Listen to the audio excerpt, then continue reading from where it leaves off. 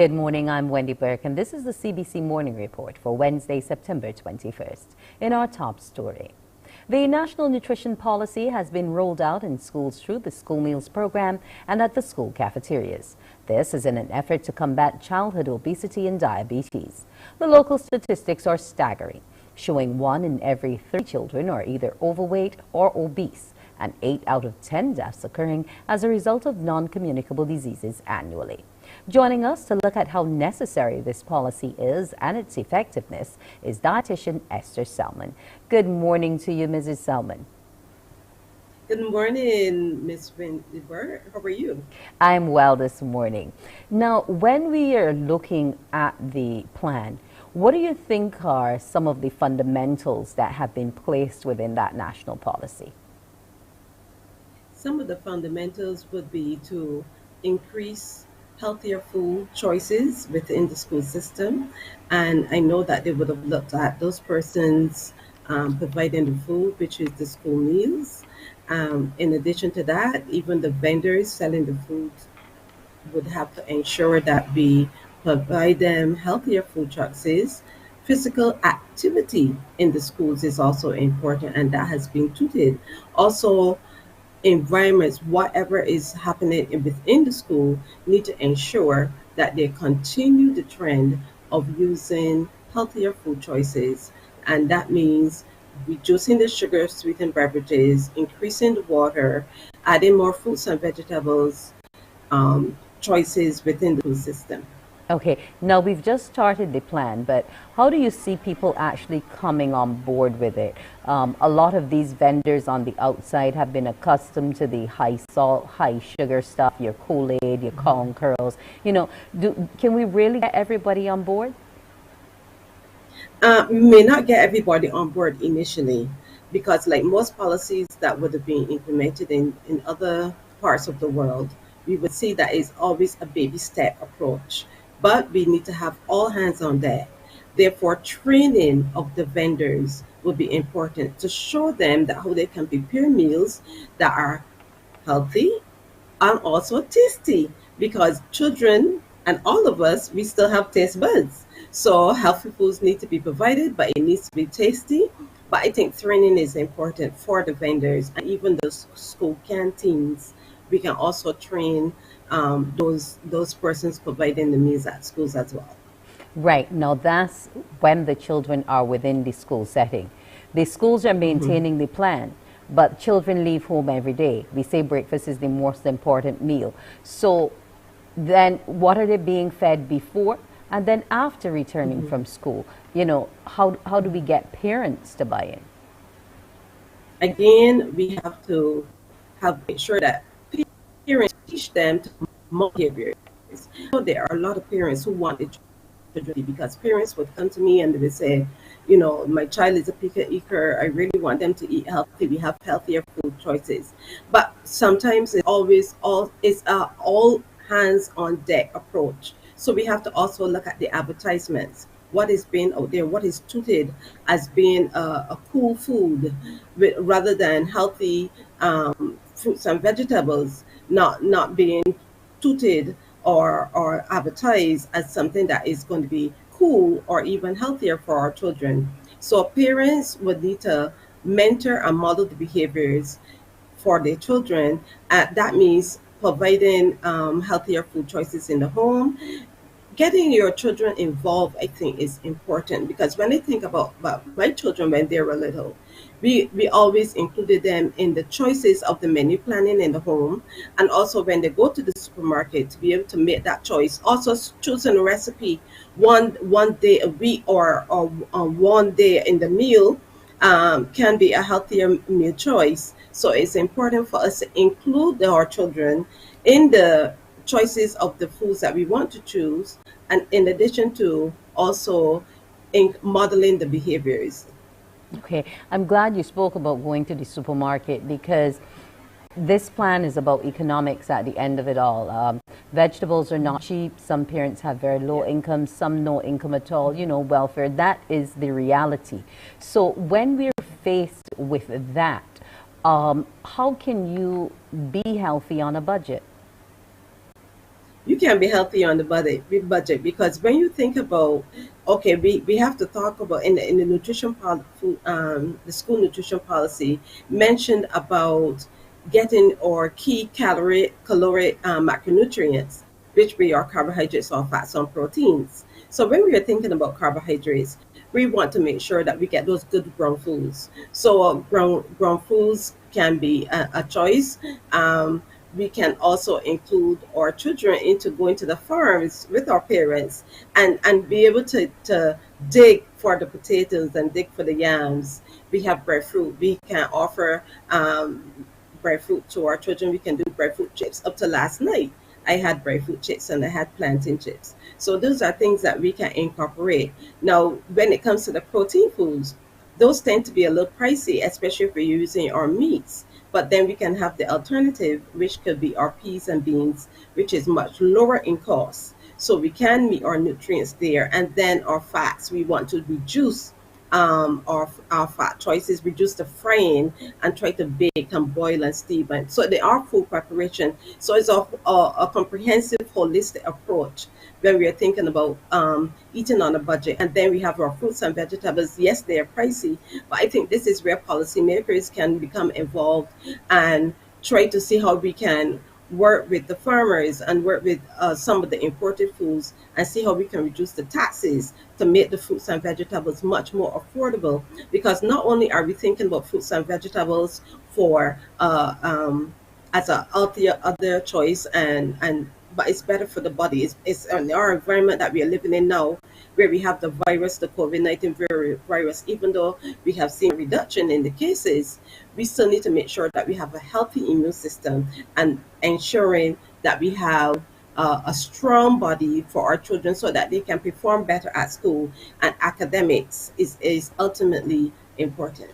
Okay, I want to thank you so much, and let's hope that we can encourage all to get on board, not just parents, but also the grandparents who might spoil them from time to time and so on. So we'll keep monitoring it, and thank you so Yes, much for joining us this morning, Ms. Salmon.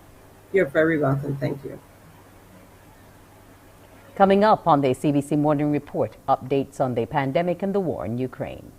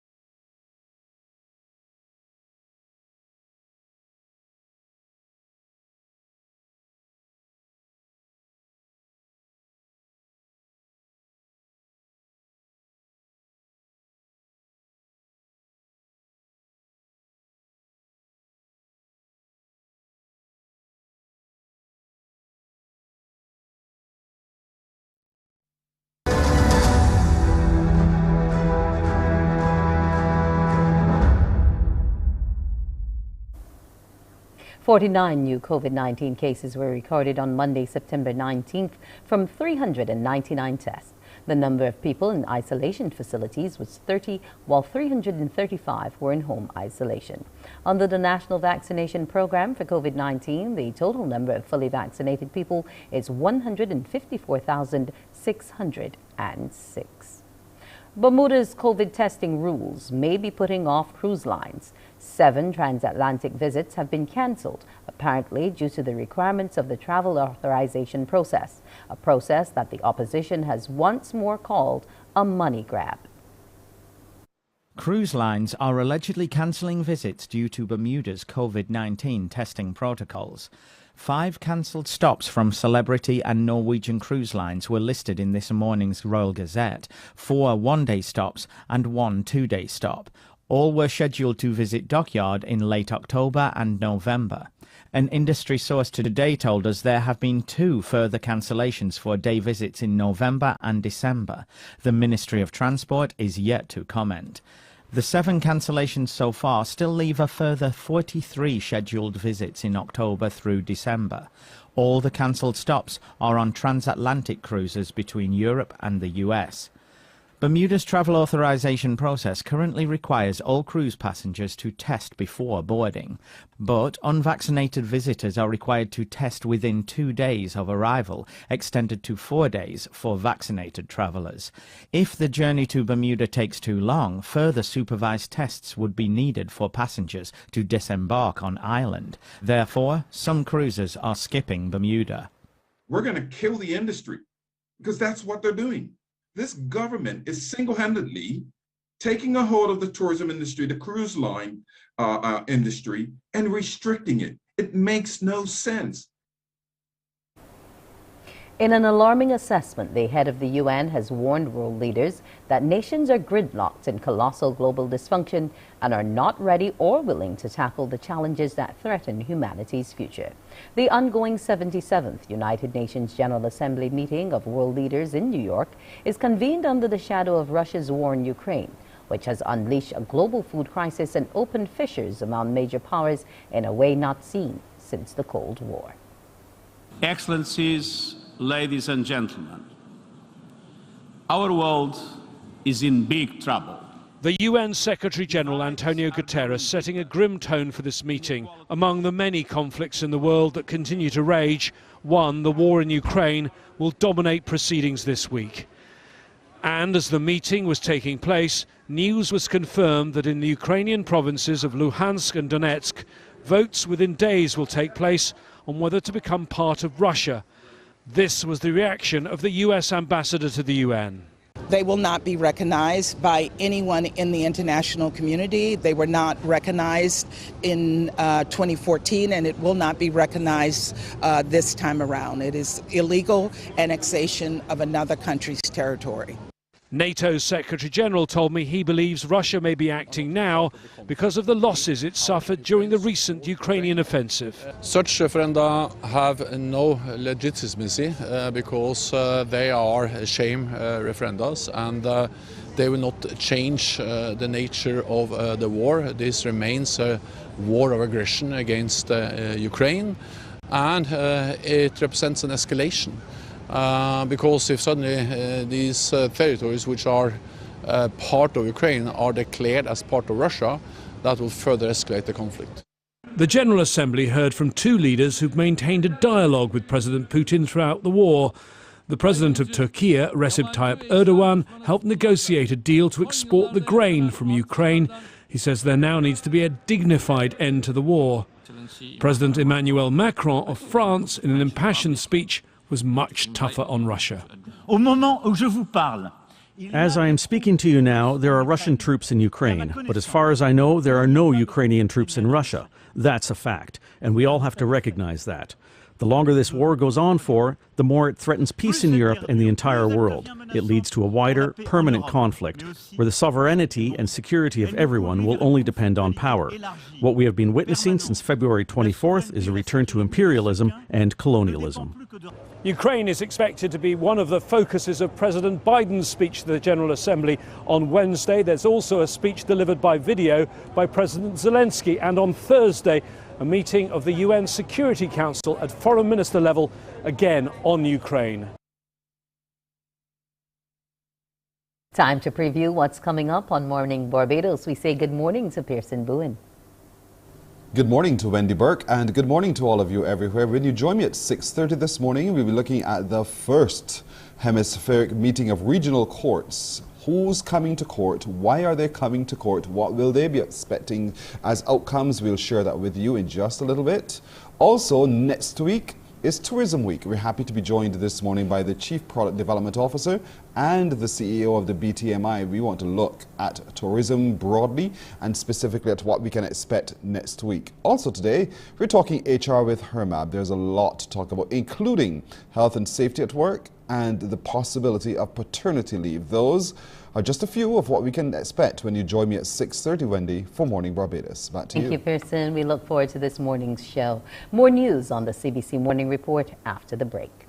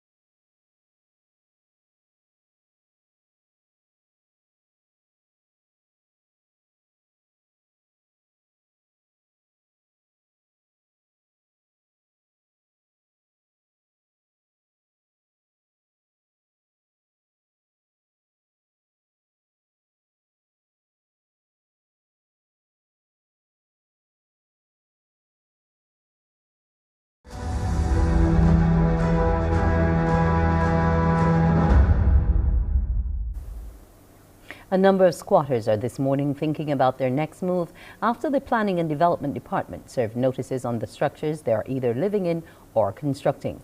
The Enforcement Department, along with the Barbados Police Service, visited Belleview Plantation yesterday. You've been served with a notice to quit. That's what happened this morning here at Belleview Plantation, an area which some say isn't Bellevue, but actually Thompson land.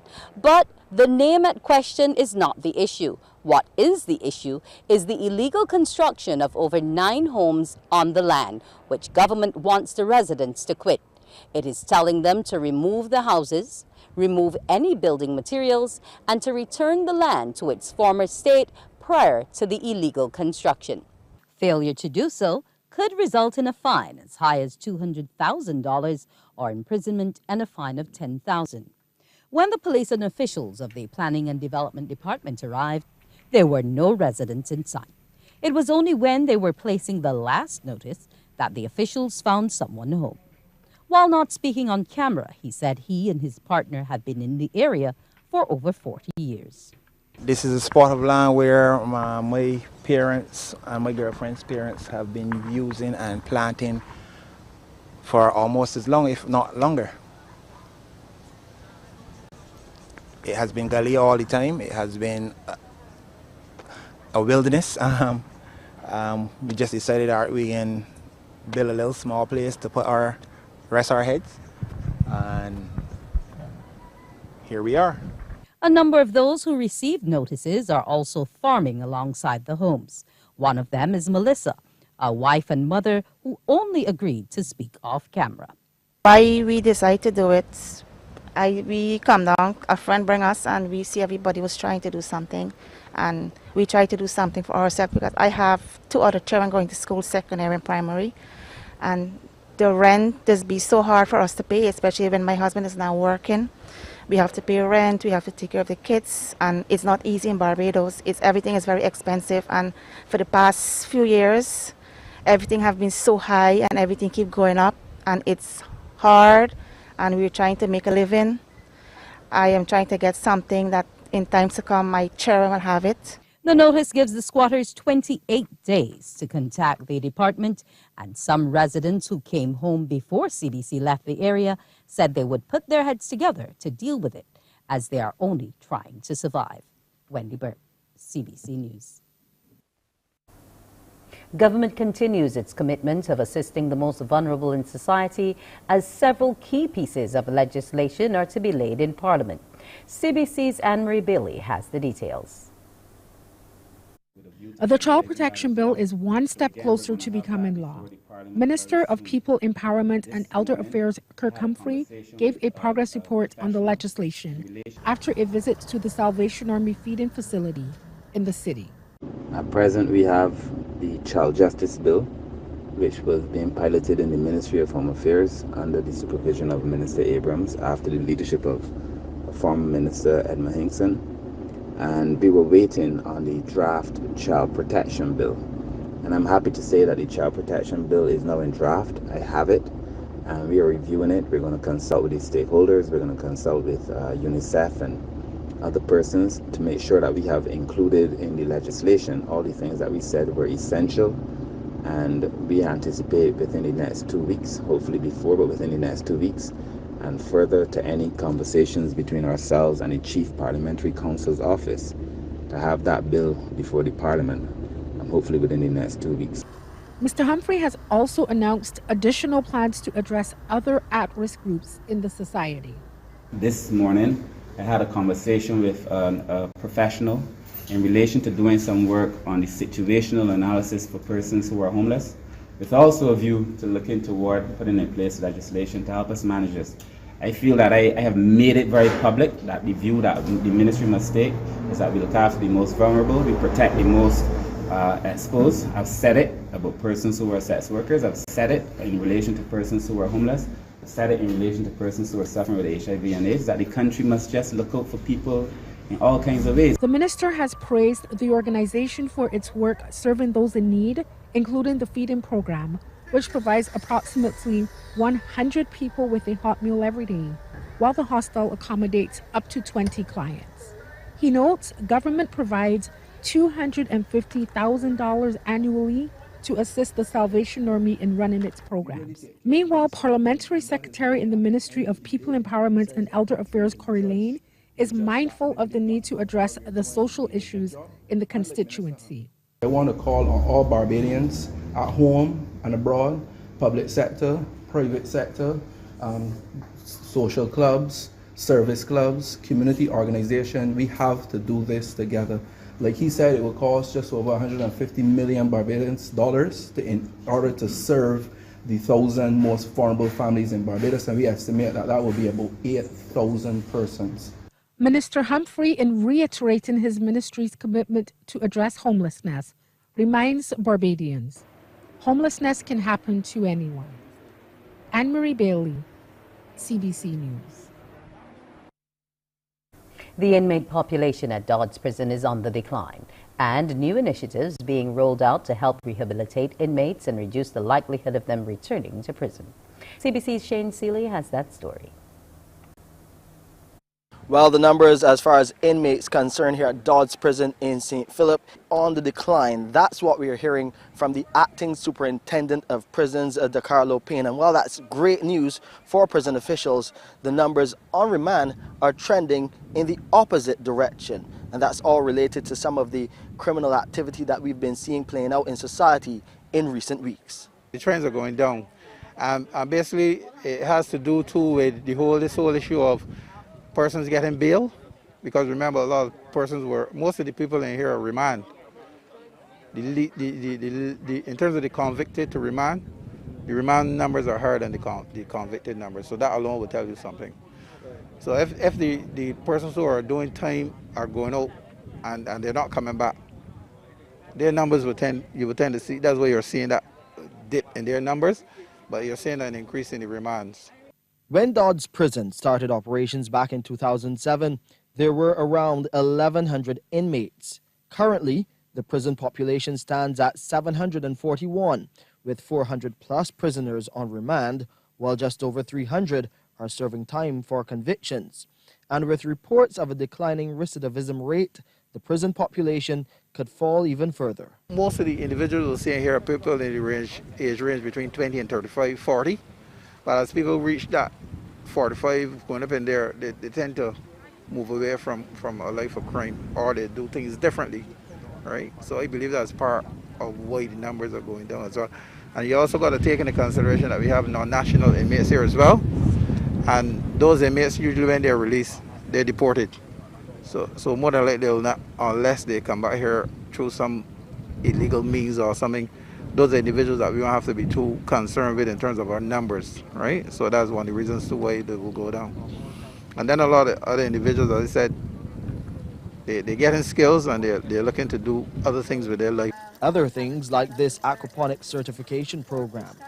5 inmates and a few members of staff graduated from the course, a partnership with the Maria Holder Trust and the Trust Loans Fund under the guidance of aquaponics trainer Christina Adams. The acting prison boss confirms Dodds will be rolling out more programs to help inmates develop entrepreneurial skills. At the end of the day, if a person has a skill, they have something to fall back on. If they don't have a skill, they'll be all over the place, all right? So that's one of the things that we are placing emphasis on now in terms of rehabilitative programming. And it's initiatives like this aquaponics certification program here at the prison that are so critical for inmates, so they are not as dependent on employers when they return into society, but with a little help they can become entrepreneurs and become meaningful members of the community. I'm Shane Seeley for CBC News. In sports, defending champions UWI Blackbirds were stunned by Phoenix Security Services Carlton when round 1 of the Goddard Enterprises Limited Division 1 Volleyball League season came to an end at the Wildy Gym. Blackbirds lost to Carlton 20-25, 25-21, 18-25, 23-25, 13-15 to end first round on 24 points and leading the table with just 2 defeats. Meanwhile, Carlton will start the second round on 19 points and in 4th place after that win.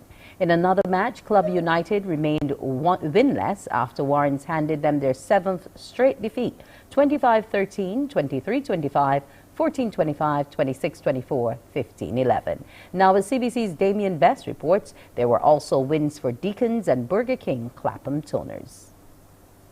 Ladies night, Deacons in green taking on Development Volleyball in motion. Good dig in the middle of the court, keeping the play alive.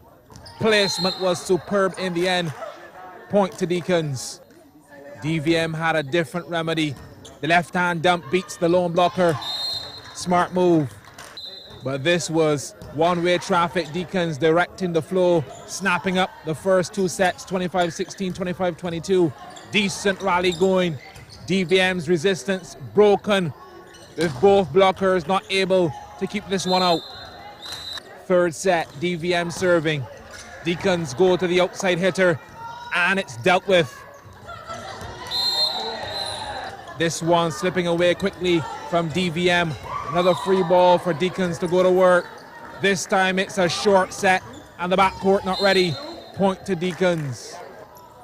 Indeed, the girls in green going on to take this matchup in 3 straight, winning the 3rd, 25-14. Second match featuring Chargers against Toners in red. That's an ace for Toners to start proceedings. Well, Chargers, they had a few opportunities to assert some pressure on the Toners defense, but they lacked the firepower. Outside hitter, needing more muscle. And Toners making it look easy, securing the 1st set, 25-12. Change of ends. Toners in hurry-up mode in the 2nd. Serve again causing some issues for Chargers. Middle blocker. On this play, it was good to see someone actually willing to rise above the net and lay down the law. Ashley Jordan and Ashley Marshall displaying their abilities. Very next point, the libero was targeted. And a little swerve on the serve. And Toners get the point they deserve. Well, that's enough rhyming. Toners going on to win this one in 3 straight. No child's play. 25-12, 25-11, 25-12. Damien Best, CBC Sports. Time now for a look at our weather picture. What's it like on the outside today? It's presently 27.7 degrees Celsius, but it feels like 33. The humidity stands at 80% and the barometric pressure 1009.7 millibars. The winds are from the east at 28 kilometers per hour. The tides, low tide will be at 20 minutes past 7 this morning and again at 7:02 p.m. High tide will be at 1:54 p.m. The seas are moderate in open water with swells ranging from 1.5 to 2 meters and increasing. And our forecast today, clear with cloudy periods with a few brief scattered moderate showers. Tonight is expected to be mostly cloudy with breaks of sunshine no sunshine tonight. It will be cloudy with the occasional brief scattered moderate shower. Here now is a look at our international cities.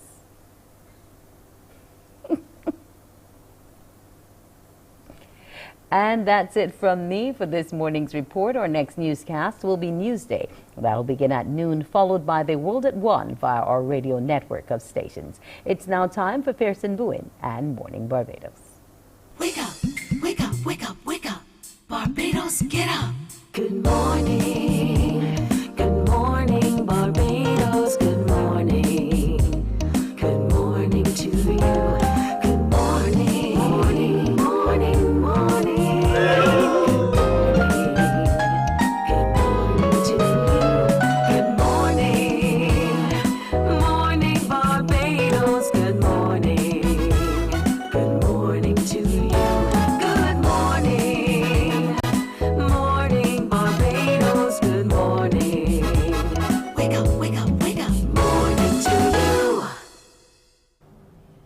Good morning to you and you too. Thank you so much for joining us today, Wednesday, the 21st of September, 2022. I'm Pearson Bowen, as always, welcoming you wherever you are. It doesn't matter. We thank you every day for waking up, being with us, helping us to keep you company as you keep ours as well. Today being Wednesday, there are a number of things we have lined up for you today. You get a chance, of course, to unscramble some letters. We'll have a whole host of fun with that for sure. And we are just one day ahead of the restart of Q in the Community, Season 2, they tell me. That's right. So tomorrow is another event, Q in the Community, and so one of our marketing specialists will join us to tell us where it will be and to remind us of all the excitement of Q in the Community. The Kiwanis Club of Barbados are hosting the District Convention. We'll get to hear from them what are the plans they've achieved and what are the plans for the future, and who else is coming to this District Convention in just a matter of days. The Cancer Support Services, they've just formed a men's support group. Why? And what is the story from that? We want to hear from them. Will they join us a little bit as well? In Talking HR today with Hermab, we want to look today at the safety and health legislation and also the possibility of paternity leave. That's going to be pretty exciting. We can't wait to talk to them when we talk HR. A critical discussion to have. We'd also today be looking at the upcoming Tourism Week. We were joined by officials from the Barbados Tourism Marketing Incorporated to talk to us about it. But let's get started today by looking at this historic hemispheric coming together of our regional courts. Joining us to share some more on that is His Honour, Mr. Justice Winston Anderson, who's a judge and the chair of the CCJ Academy of Law. Your Honour, good morning to you. Good morning, Pearson. Can you hear me okay? I can hear you very well. Thank you so much for joining us this morning. This is the first of its kind, the historic hemispheric meeting of regional courts. My first question is, who's coming to court? Where are those regions coming from? And what it is that you're hoping to achieve by this meeting? Yes, well, as you know, we very often have people coming to court who have come for the wrong reasons. But on this occasion, we have people coming to court, we hope, for the right reasons. We have a number of delegations from regional hemispheric courts who are attending a meeting at the Caribbean Court of Justice on the 22nd and 23rd of September. And they are meeting in order to discuss certain difficulties, certain problems, certain concerns which have arisen in the operation of regional courts throughout the Americas. We have had significant problems as regards, for example, the financing of some of our regional courts, as regards the enforcement of the judgments that these courts have issued, as regards the independence of the judges, and generally speaking, as regards the support that these courts receive from their member states. So that this will be an occasion for the first time, as you say, for these courts to get together to look at these issues and to see how best they can recommend to the policymakers that these issues be addressed. Financing of courts, and a whole host of things as well, how we expedite judgments as well. How great a concern is that for the CCJ in particular, because you're going to be having representation coming from the Central American Court of Justice, the Justice of the Andean Community and the like. But I want to look specifically at our region. How much of a concern is that to you at the CCJ? I'm very happy to say that we do not have those concerns, at least not to that extent, in the CCJ. The authors of the framework for the Caribbean Court of Justice were very prescient in their foresight as to how to put together the arrangements for the CCJ. So we have very excellent arrangements, for example, for the appointment of our judges. As you may know, there is an independent, transparent process which allows for these appointments completely free of any involvement by any of the governments in the region. So the judges are appointed by an independent body made up of seasoned professionals, persons of distinction in their own fields. The only intervention by the government in the appointments relates to the president of the court. And in that instance, the commission makes a recommendation as to who should be president, and that recommendation goes to the heads of government. And the heads of government approve or disapprove the recommendation, but they themselves cannot suggest anybody else. They cannot say yes or no, yea or nay to the recommendation. And so far, of course, as far as I'm aware, they've always said yes. So that's good. But in other respects, no, the process is completely outside of the reach of the government. As you also know, there's a very innovative financial arrangements for supporting the operations of the court. As a trust fund, which is managed not again by government, but by private sector persons. And these persons manage the trust fund in such a way that the interest gained from the capital of the fund is used to finance the operations of the court. So I think we are in fairly good stead. All of our judgments thus far given in the international jurisdiction of the CCJ, sometimes called the original jurisdiction, all of those judgments have been enforced by our governments. So I would make bold to say that the reason the parties are coming to court, as you put it, is not so much to critique the operations of the CCJ, but to learn from the arrangements which are in place for us, and to perhaps, suggest that similar arrangements could be made in respect of their own courts. The subject you're operating under is the rule of law and international justice. You're hoping to ensure institutional integrity to best practices. One assumes, layman like me, that the law is the law is the law wherever you are, and so that one abides by certain best practices. Are there really cause for concern where one area is applying the law in one way while another is applying it slightly differently, and so neither the twain to meet? There are some elements of that, but of course the application of the law depends on what the law states in the specific context in which we're operating.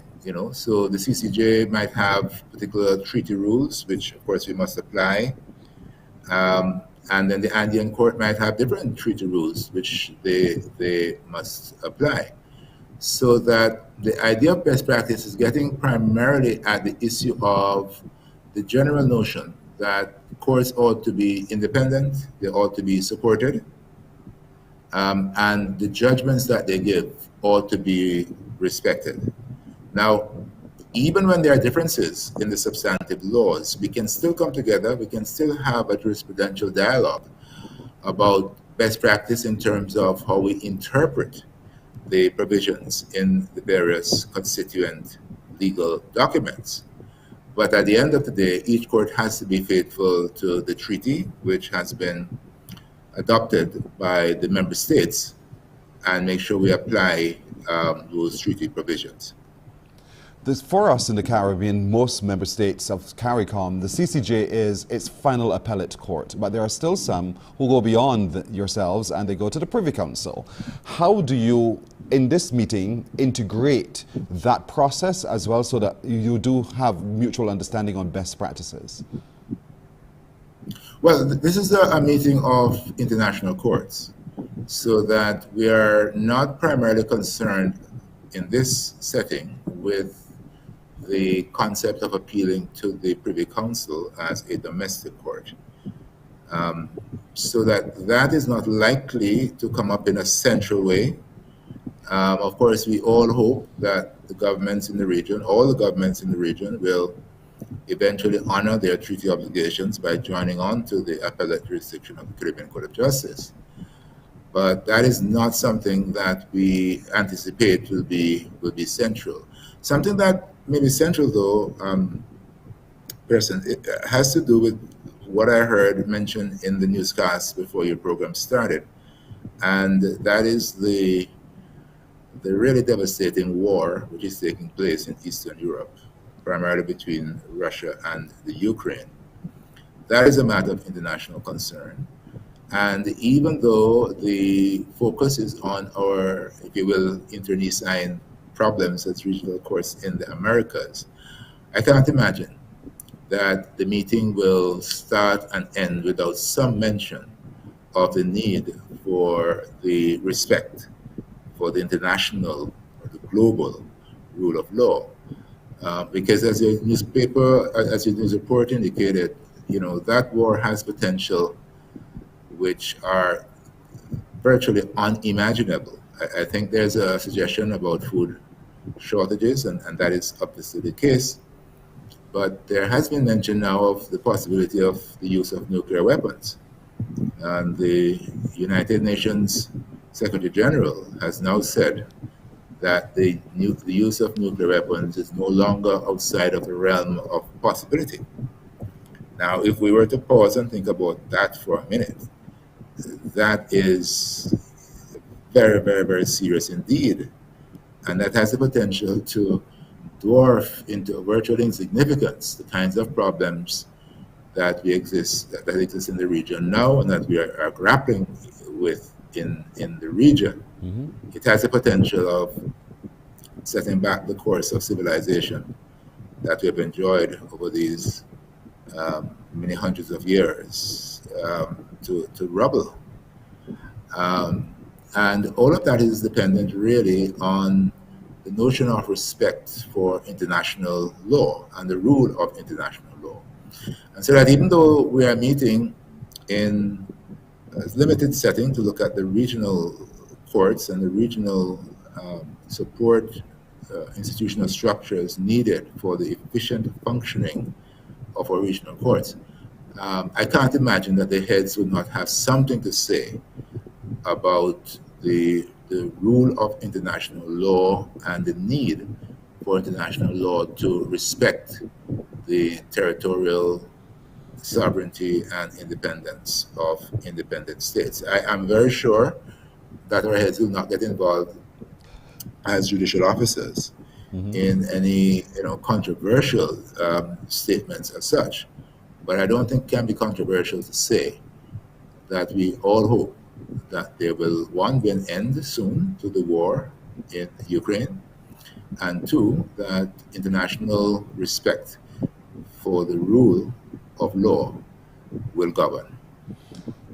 It is such a riveting discussion, but I can't wait to hear the outcomes of this particular hemispheric meeting. It's on the 22nd and 23rd of this month. That's tomorrow and the day after in Trinidad and Tobago, the meeting of the hemispheric meeting of regional courts. And those are the faces who will be meeting indeed. And these are the leaders of our judicial system who will deliberate, and hopefully out of it we get that communique that indicates there is agreement across the borders really to really ensure that, that there is institutional integrity of best practice practices in areas such as treaty interpretation, referrals and enforcement, and support for the courts as well. Your Honor, Mr. Justice Winston Anderson, thank you so much for joining us this morning and again enlightening us on the ongoing work of the CCJ. I like when we're able to remove the curtain so we see what you guys do and get a sense of how you deliberate so that we as a wider Caribbean community, we understand better how justice is dispensed from that level. Thank you so much for joining us.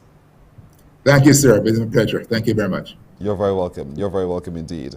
His Honor, Mr. Justice Winston Anderson, who is the chair of the CCJ Academy of Law and also a judge who sits on the Caribbean Court of Justice of that historic hemispheric meeting of regional courts coming up on the 22nd and 23rd. Now, as we prepare to go to break, as you know, all week long, we've been reminding you of the International Week of Deaf People. And while yesterday I got my good morning a little bit wrong when I said good evening as opposed to good morning, I know my friend Kathy Wiggins is watching closely. I shan't embarrass myself today, but let me remind you what the focus is today. Today, they want to look at the whole question of health for all. Health for all, that is, accessible health services and health care in the languages of deaf. Sign language are still needed for the deaf community in Barbados. Deaf people have a right to receive personal health-related information and services like any other citizen in this country. So it's health for all, including those who are deaf. And so we must be able now to communicate with them in the language they use, sign language. So let that be a part of your thinking today. We'll take a break right here on Morning Barbados. We're coming back in just a moment. Morning, morning, morning. Good morning. Good morning to you.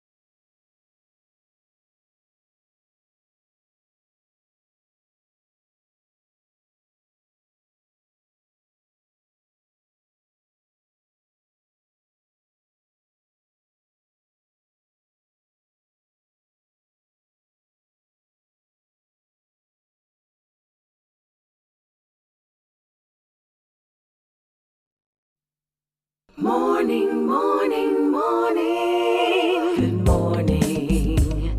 Good morning to you. So we're 12 minutes now to go to 7 o'clock. We've always said it here, I think almost on the lips of every child who's Barbadian. Tourism is our business. Let's play our part. And so that is the way by which we operate generally. Tourism touches so many of our lives. Joining us now to talk about its impact and what we can expect next week when we have Tourism Week is Marcia Aline, who is the Chief Product Development Officer with the Barbados Tourism Marketing Inc. My friend, Marcia, good morning to you.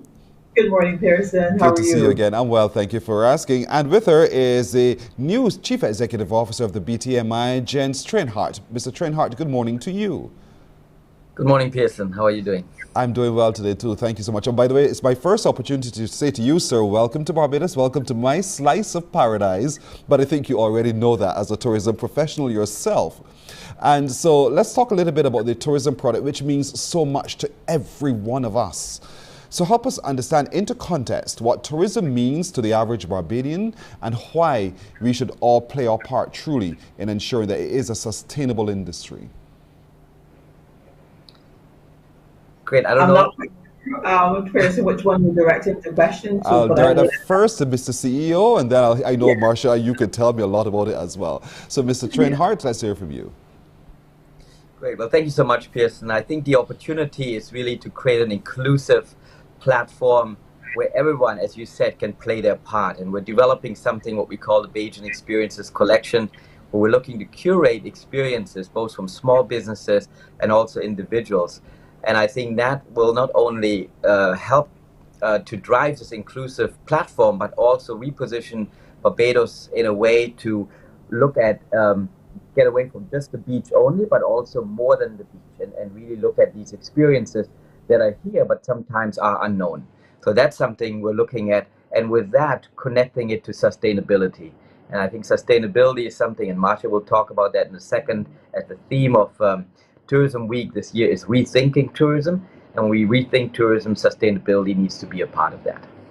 When you look at, because you come from somewhere else, sorry, and when you look at what happened from your experience working in tourism areas across the globe, and now you're into this little Barbados, and what it is you think from your perspective that makes us truly unique so that we have that authentic Barbadian experience? Yes, I think what makes Barbados so unique is really the opportunity to have diverse experiences here, and also that there is tremendous culture and heritage on the island, which you don't really find on other Caribbean islands, and also lots of festivals and culinary offerings. As you know, we're moving into our Food and Rum Festival, which already is launched, but now the final weekend where most of the events are taking place is end of October. And so that's something that I think is unique in Barbados. So you have the beautiful beaches, but you can have all these other experiences as well. And that's of tremendous importance when you look at the welcome stamp, the long stay program, which many countries now have adopted as well, where they give people the opportunity to work remotely from a warm weather destination. But when you come to it, when you live in a place for longer than just a week vacation, what you really want is that culture. You want to have that safety. You want to have the infrastructure in terms of schooling, health, roads, and all of that. And I think that's what makes Barbados unique, together with the experiences, to make it really a quality living experience. And so, Marcia, you've been a part of the journey to make it a quality living experience for a number of years. I know you come with vast experience, and as Chief Product Development Officer, one has to always look at the product either to refurbish it and to sustain it and to develop it as it goes as well. Your job cannot be easy. Thank you so much, Pearson, and you're absolutely right. It cannot be easy, but you know what? It's made easier because of the product we do have on the island, which is a world-class product. And you asked a question earlier in terms of why we're celebrating the week. Well, I think the last 2 years, if no other, can really explain to Barbados why tourism is so important. It is still our bread and butter industry. It is still the industry on which the engine actually turns, and it's still the industry with which we get our economic viability. And so at the end of it, we definitely need to pause and celebrate. And as you said earlier, in terms of the product development, it is a never-ending task. But the most important thing, and I always say this, the most important P in product is still the people. The people of Barbados are still the #1 reason why visitors flock to this island. And as a result, we continue to invest in our people. We continue to ensure that our services, we invest in our services, and we invest in the assets that really and truly make up the mainstay of our industry. I saw recently that you've been doing a lot of training so that as Barbadians interact with our guests to the island, we're able to talk about our island more competently and not just simply say, well, it's around the corner, I'm not so certain what's the history to it, but that we get a greater understanding of the product around us, because tourism is all around us. And so this week coming, you're asking us to rethink tourism, so which suggests to me either that we have not given it some thought in the last recent years, or we need to really put it onto a different footing. Which is it, and what would you want each of us to be able to do? Well, I think that rethinking tourism is two-part. We would have recently had a pitch where we asked several of our entrepreneurs to actually pitch some ideas to us. And Pearson, the #1 thing that we've heard resonating over and over again is that, the last 2 years were hard. During COVID, I got the opportunity to think of a new idea. And I think the theme, rethinking tourism, sits so perfectly, because these last 2 years we know were very hard and very difficult, but it also gives us an opportunity to rethink, and to see what areas within the tourism space that we could also do differently. And we are in the business of tourism. Tourism is a business, but I think it's an opportunity for us to rethink how we are able to approach it, which personalities that we are able to actually focus on, which themes, which areas, and the CEO mentioned sustainability. That's a very huge plank on which we are rethinking tourism. The whole notion of health and wellness is another very huge area, because people who are travelers are no longer traveling just for the sake of going on the beach and lying and having margaritas all day, although that's great.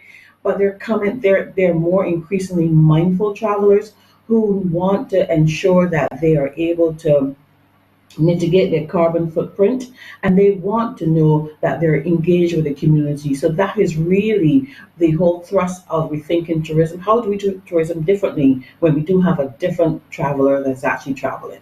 And part of what the week will entail is the opportunity for Barbadians to connect with you at the BTMI, to hear from average Barbadians as well, because you're going to be going across the community starting on Sunday with this upcoming church service. So walk me through the week, Marcia, and then we'll take it from there. Certainly. So on Sunday, it's our Thanksgiving service. And I cannot stress it often enough how difficult 2020, 2021 has been. And so the church service on the 26th is an opportunity for us to reflect and to give thanks that even though it was hard, we came out because we're resolute people. The tourism industry is actually a resilient industry, and it's an opportunity to pause and give thanks for all that God has done for us. And so the next day, Monday, the September 26th, is our Tourism Future Leaders Forum. And that in itself is extremely important, Pearson, because we really want the voice of the youth to be heard loud and clear in our tourism industry. So this is an opportunity where the youth of Barbados, from BCC, from the Hospitality Institute, from UWI, and from our secondary schools would have an opportunity to speak to our leaders within the industry and quiz them, and also share their ideas. If we talk about sustainability, we can't really and truly say we're a sustainable country and we are leading on sustainability without inclusivity or including the voice of the youth. And that is really what we're doing on Tuesday. And then on Monday, we also will be coming to you, Pearson, where we have the Bust Your Brain contest, which I think was really well done this year. Kudos to the team, Andrea, and to Crispin. And so we're going to have some fun with that one. And then we'll go straight to Tuesday, which of course is World Tourism Day. And I know that the CEO has something very important that he wants to actually do on that day. But I'll just share with you that we want all of Barbados to wear the yellow colors in celebration of World Tourism Day. On Wednesday, the 28th of September, again, Gaia, who obviously is one of our partners, will be having their career showcase. And that is an opportunity for our students or our youth to have an idea of all of the careers that are available in the aviation space. Again, as we rethink tourism, we do tourism differently. The jobs that are available in tourism are wide and varied, and sometimes you only hear of a few, the chefs and the mixologists and the guest services and the hotel managers, but there's so many more careers that are available. And so Guy will be taking the students through the career showcase. And in the evening, Pearson, we actually do have a celebrity cricket match actually on that day, and I think that is going to be fantastic. We have the likes of Red Plastic Bag, who will be, I'm not quite sure if he's playing or if he's the manager of the team, but we're in for some fun. We'll be having persons like the Honorable Ralph Thorne, who will actually be on the game as well. We'll have celebrities such as Tiffy, and we also have persons like Ian Bradshaw, the real cricketers, who will be playing on that day. The match is from 6 p.m. until 9 p.m. at the 3Ws overs at UWI. So come out, Pearson, bring everybody, bring all of the programs that we're actually talking about this morning are absolutely free. The entire public is welcome to attend, and so we expect to see a big crowd, especially on Wednesday. We go straight then to Friday. Friday. Yes, Friday we will continue to actually engage our communities. And we know that this month, September, St. James, the PICs are actually celebrating all month. And so we'll be showcasing them, but we'll also give attention to the St. Andrew Committee. We'll also be going to Pelican Village and to Oysons as well to showcase the communities there. And the final day, Saturday, is where we wrap it all up with a community shout bus tour. We'll be going through the communities, you'll hear our music, and then we end right at the food truck mashup, which is one of the key programs for the food and run. So we have an action-packed week for you. It's going to be fun, it's going to be engaging, it's going to be educational, but most of all, it's all to help us to rethink tourism.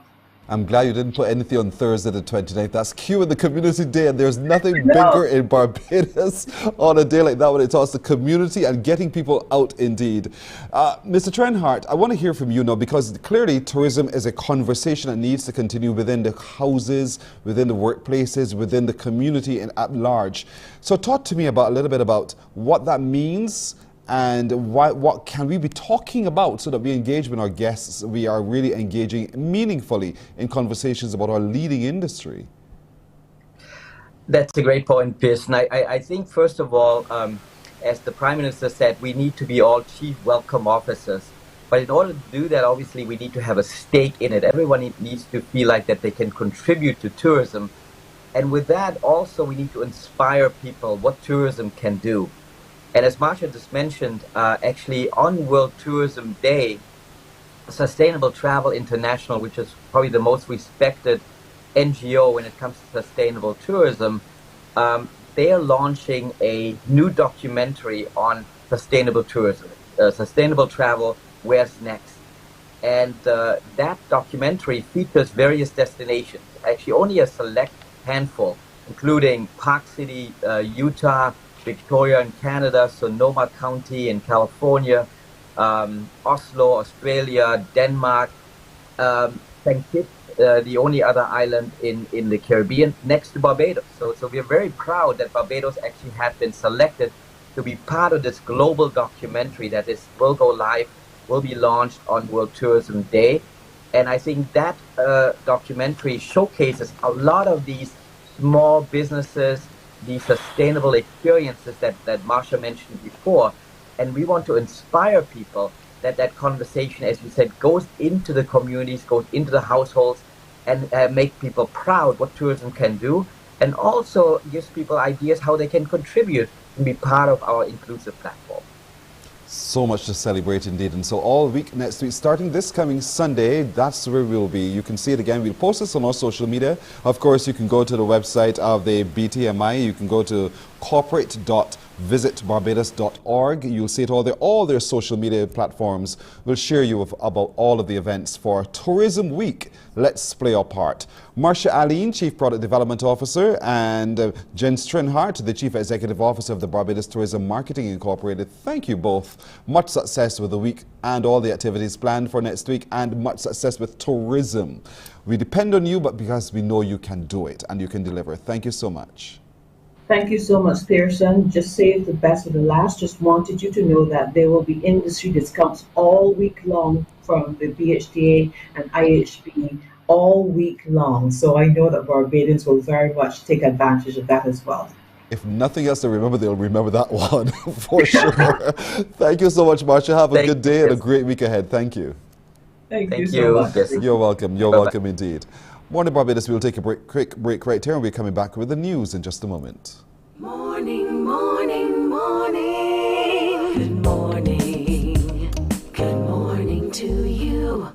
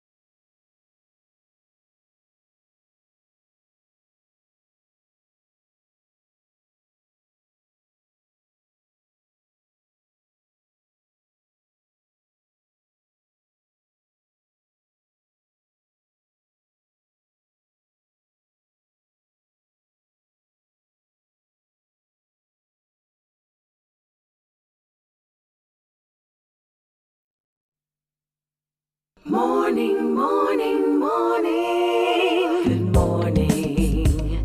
Good morning to you. Time for the news. Once again, here's Wendy Burke. Good morning to you, Pearson, once again, and good morning to our viewers who are now joining us. Barbadians have been put on guard for the possibility of some localized flooding as Met officials continue to closely monitor a tropical wave moving across the eastern Caribbean. Some slow movement of this system is likely, and it could become a tropical depression in the Caribbean over the next few days.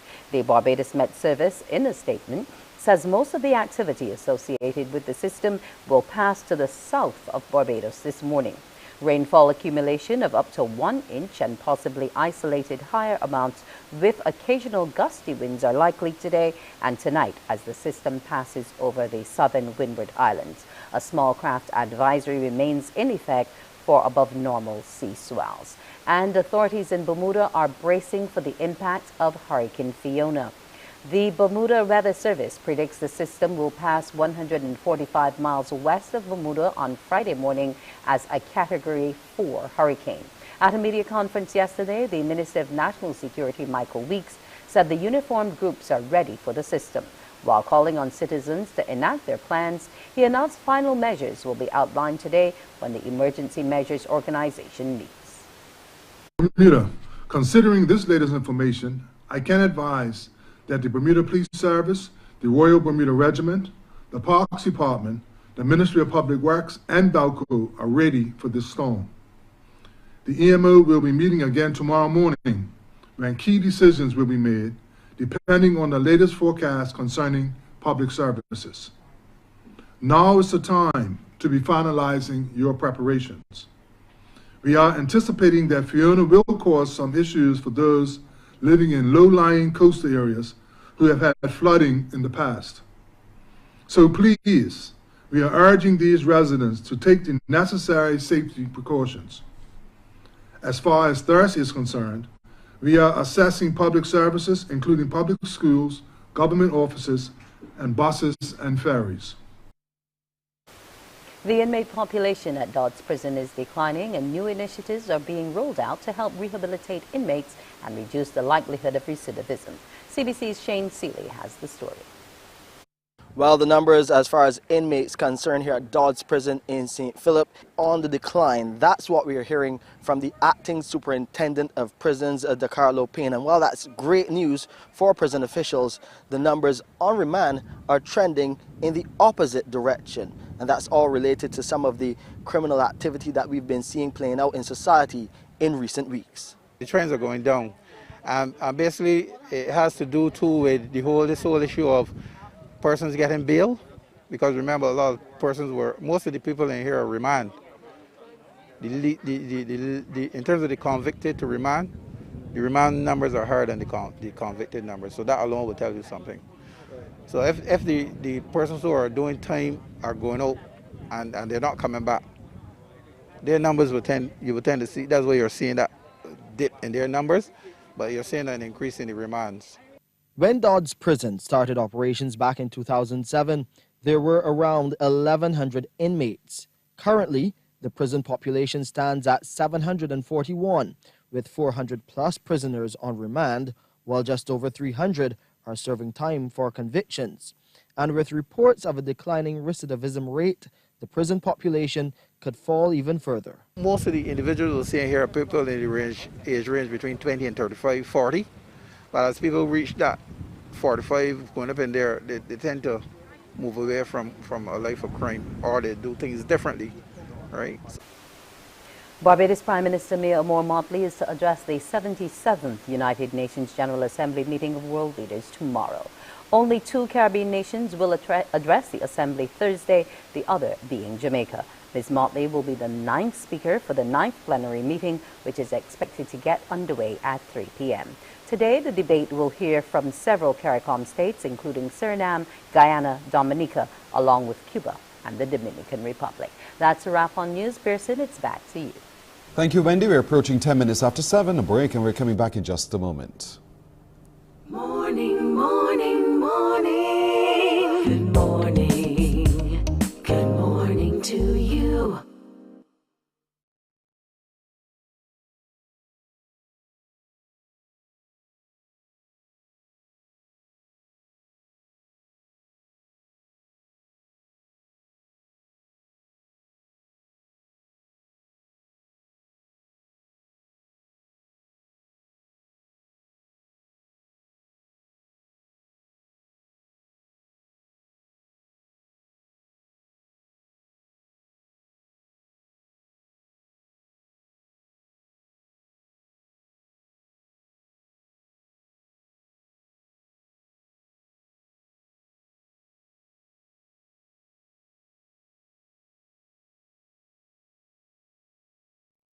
Morning, morning, morning. Good morning. Good morning to you. 11 past 7 now. Let's turn our attention to the men's support group of the Cancer Support Services. Joining us to talk about it is Antoine Williams, who is a representative, and with him is Henderson Griffith. Good morning, both of you gentlemen. Good morning to you, sir. Good. Antoine, I'll start with you because you're the talker. So Antoine, why are you guys having this Cancer Society's supporting men's support group, Conquering Men's Support Group? Why are you having that? Antoine?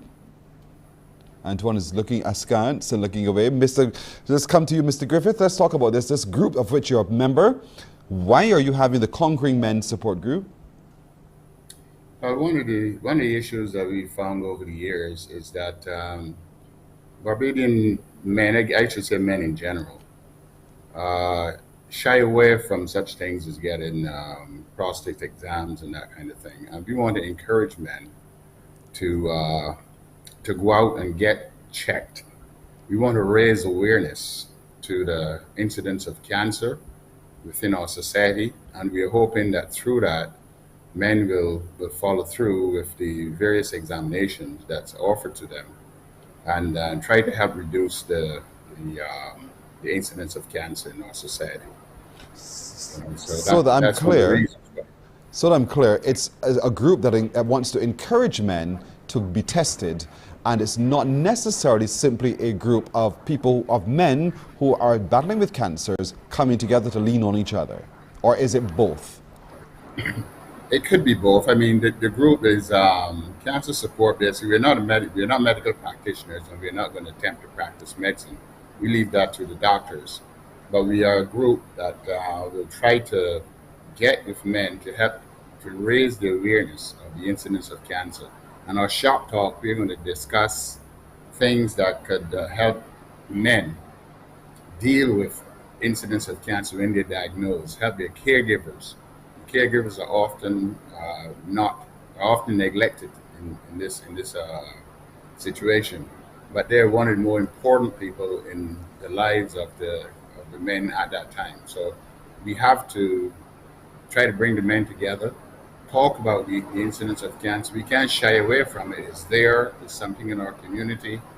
It's something we have to deal with, and don't wait till it's too late. Early detection have shown that your chances of survival when you're diagnosed early enough is a lot greater than if you're diagnosed late. And so we want to talk to the men about these things and encourage their significant others and whatnot to join in and watch the men as they go about their daily lives, look for changes, and make them aware of it. So we're trying to raise awareness at the shop talk. That's what we're calling it. In general, when it comes to health, men don't like to talk. And more specifically as it relates to cancer, talking even less. So how are you going to go about getting men to be conquering men and in this support group? How do you go about trying to do so, where you get them to come? Well, we're hoping that men will be curious enough that they would want to understand what to look for in their daily lives that could cause cancer. And so we want to sit them down. We're going to have a discussion. It's a very informal discussion. We don't have a head table or anything like that. We're just going to encourage them to talk, ask questions, and get involved in their own lives as we go forward. As they get older, the situation gets worse. So we want to talk to them about that. So it's something which we're going to encourage them to do.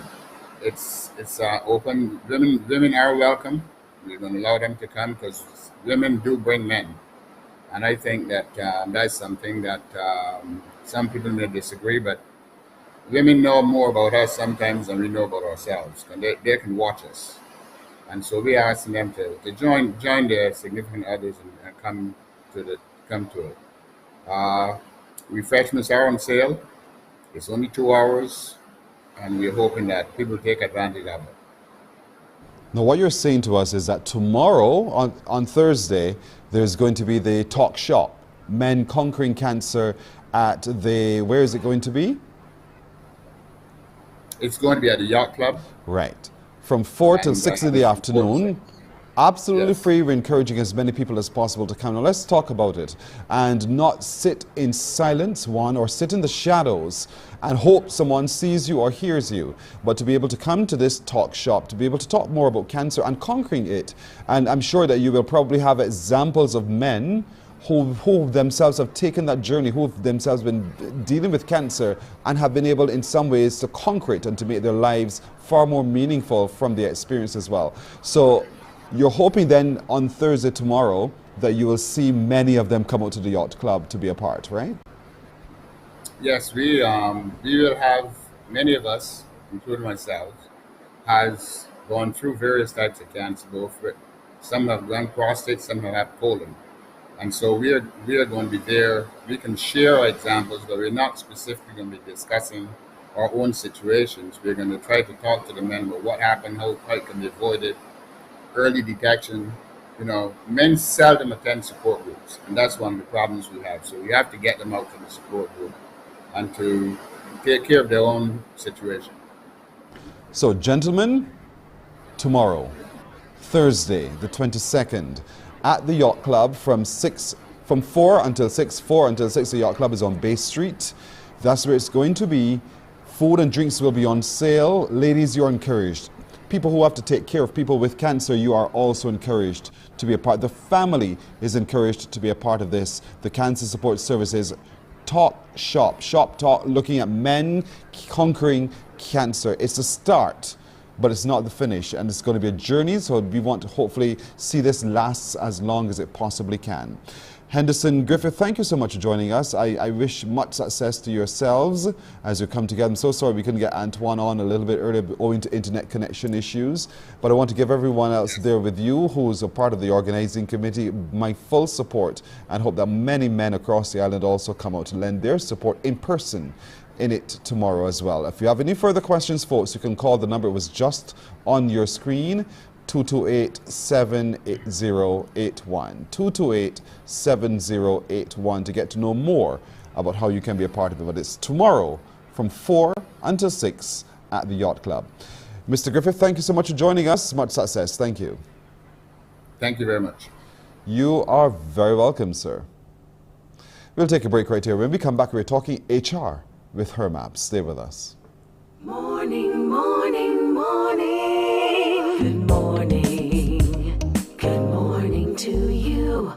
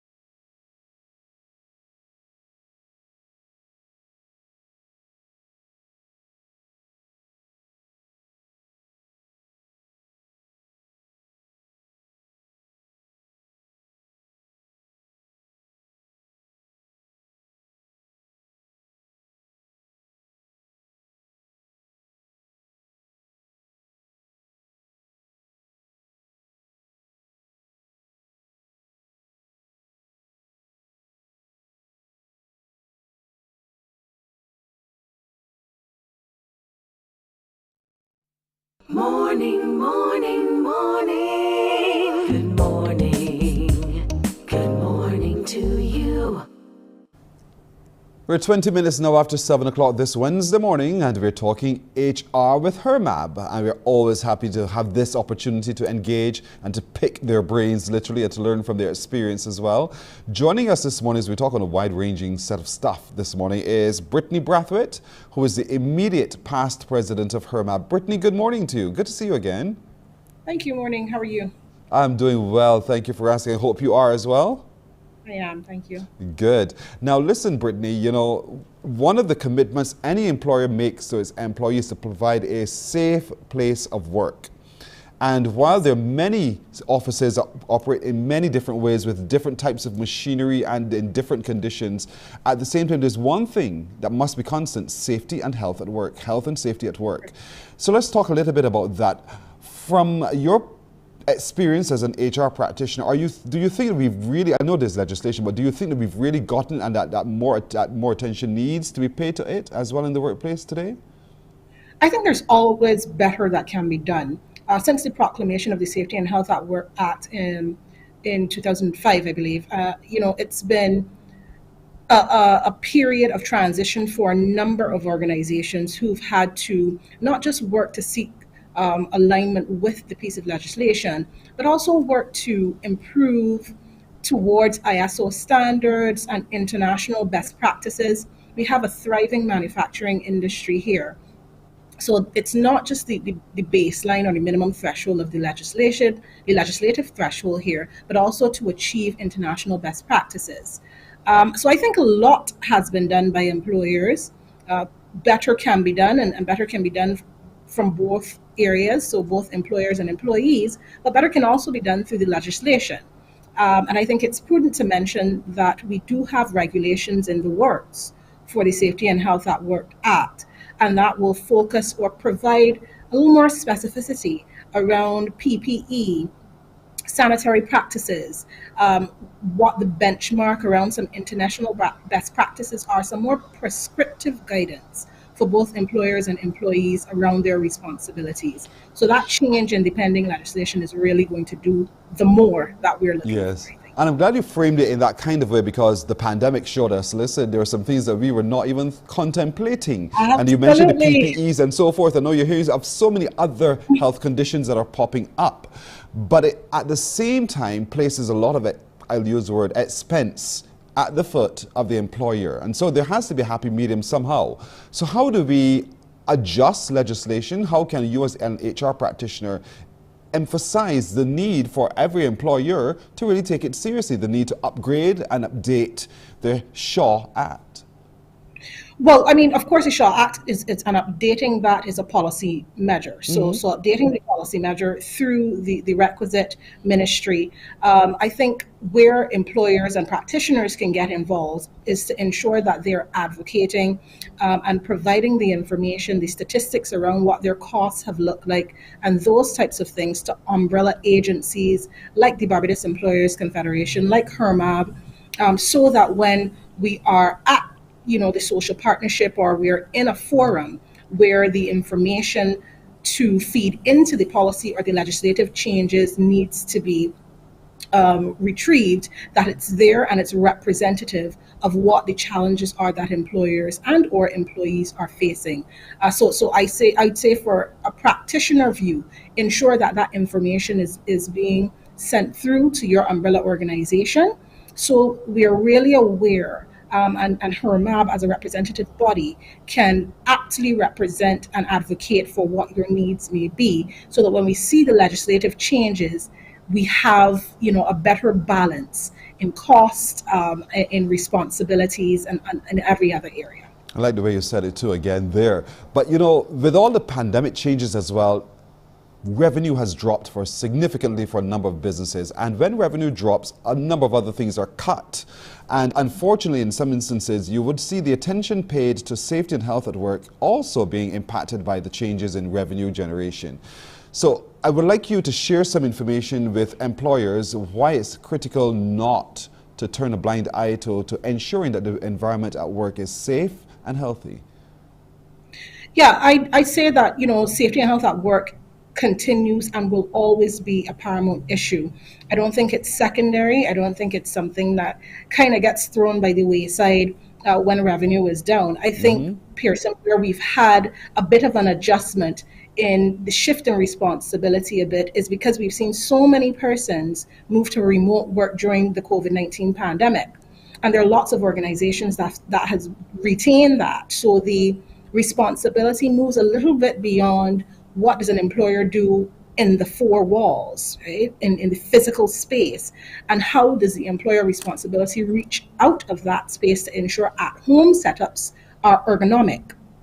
How do they ensure that persons are having a safe amount of screen time? Is there guidance on those things? So I'd say, that there are ways, even where revenue may be an impediment, that we can ensure, and even where a person's working structure has changed, that you can ensure that safety and health remains at the forefront of your employees' minds, and that they are thinking about it all the time. Brittany, you're reading my notes. It's so unfair that you can see it from where you sit, because one of those conditions that has been coming to the fore a lot recently is mental health. And oftentimes, that's not a discussion a lot of people want to talk about, because sometimes we don't quite understand what it means. Within this whole structure of work from home, the time that you are expected to clock in and clock out somehow seems to have been blurred, and as a consequence, the pressure bears on the individual and the employee. So let's talk about that now, and what this updated legislation, given different working conditions, should look like, and what can the employee agitate for. Yeah, I'm aware that we had a number of senators that spoke to the importance of allowing the legislation to be broadened to treat to remote work settings, particularly because the public sector has issued a remote work policy.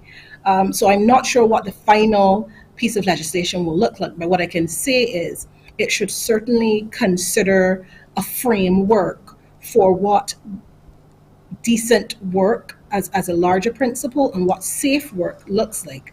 And beyond just mental health, we're also talking about mental wellness.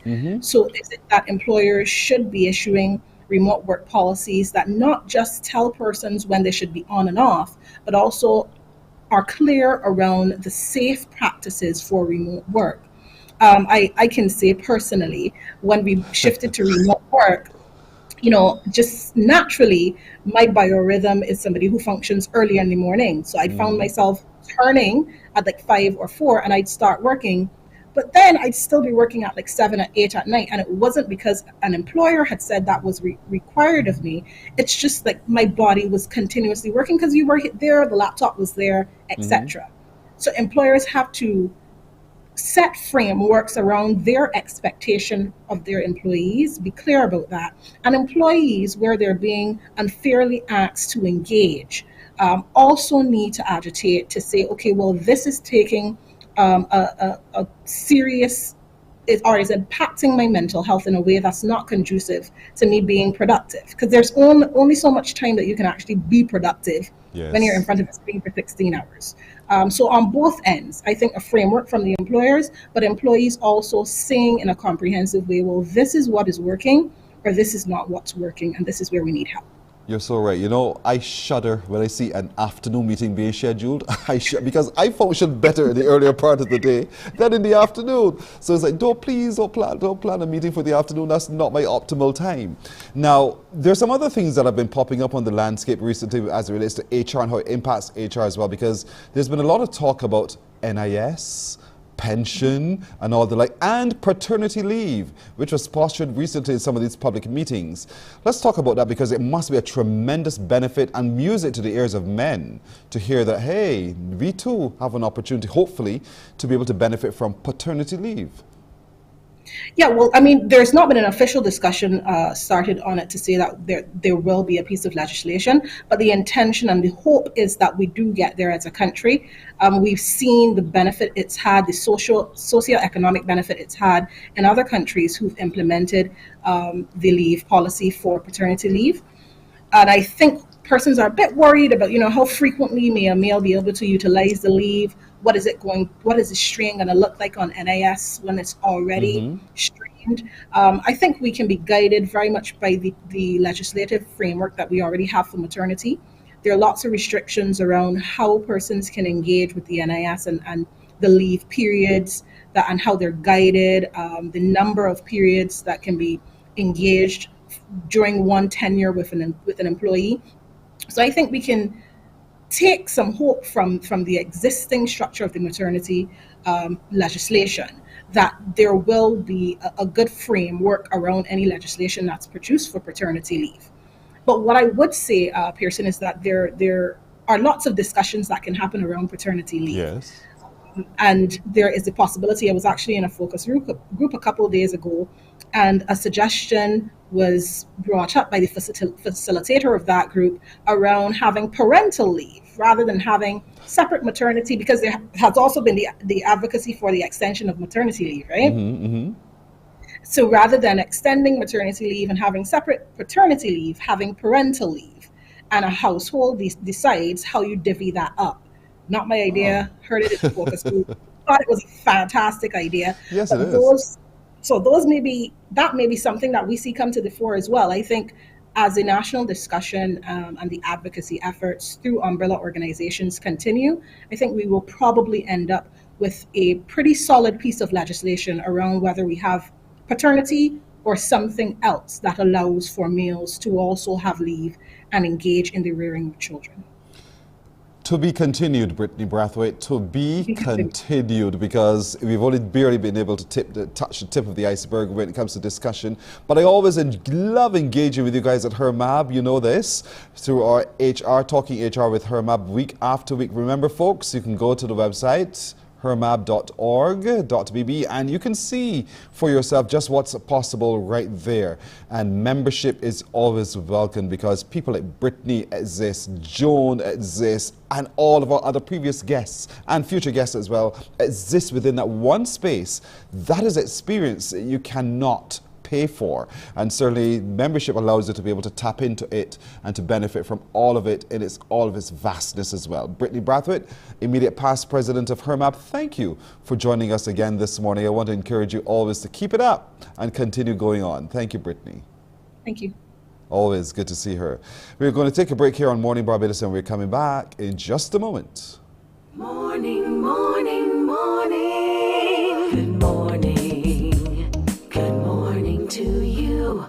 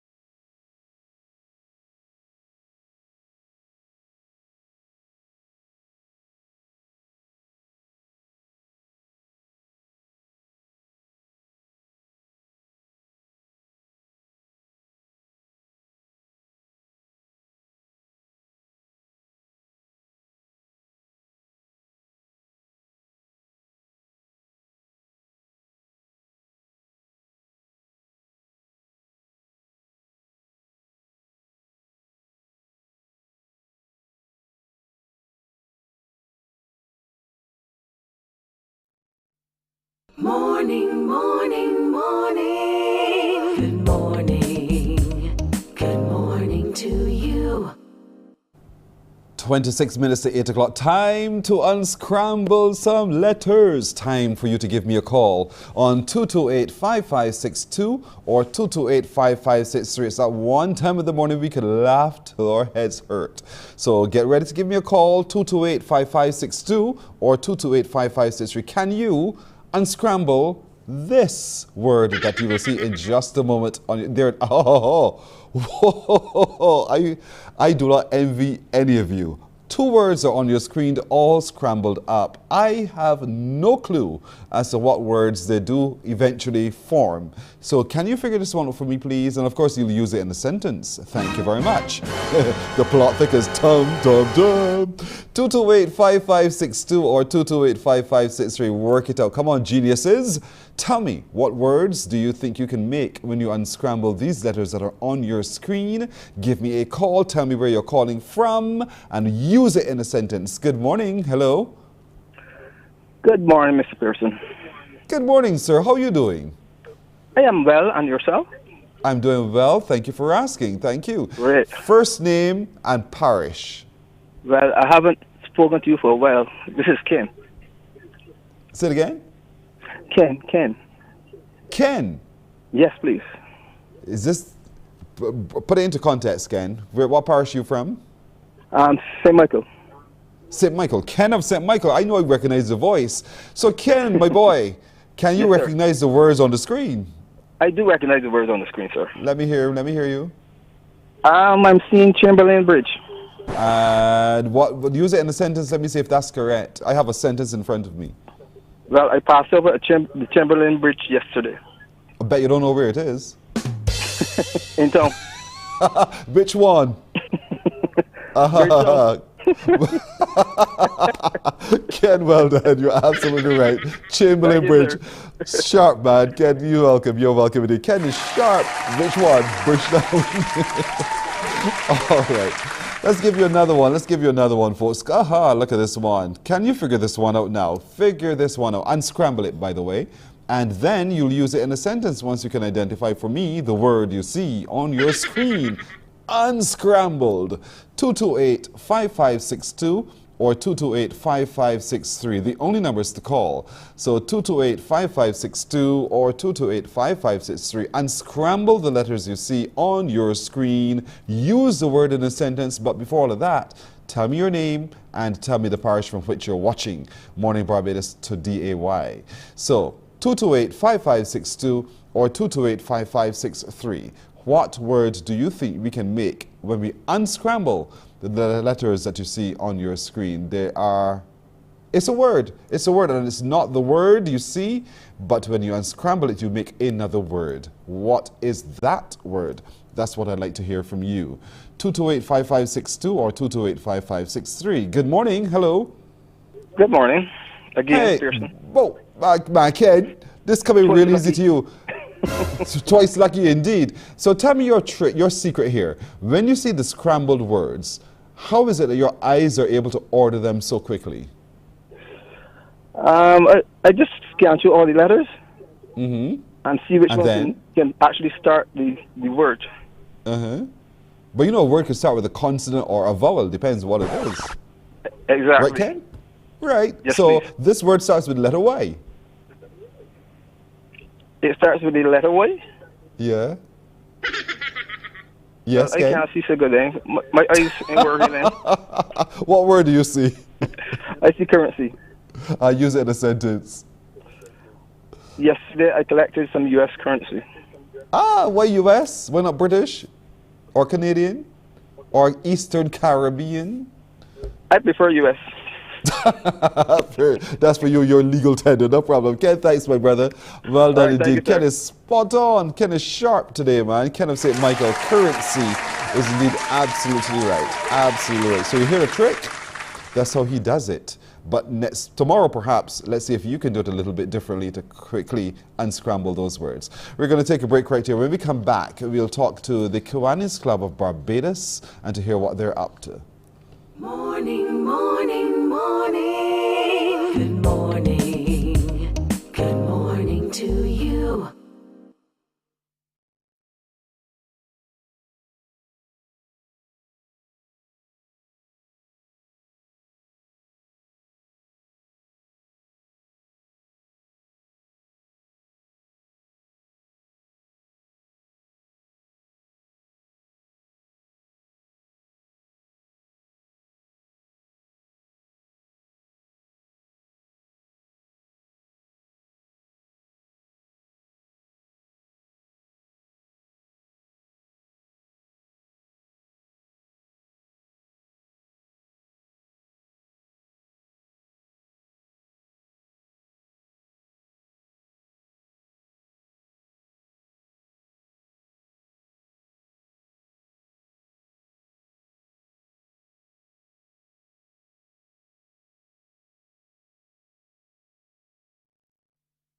Morning, morning, morning. Good morning.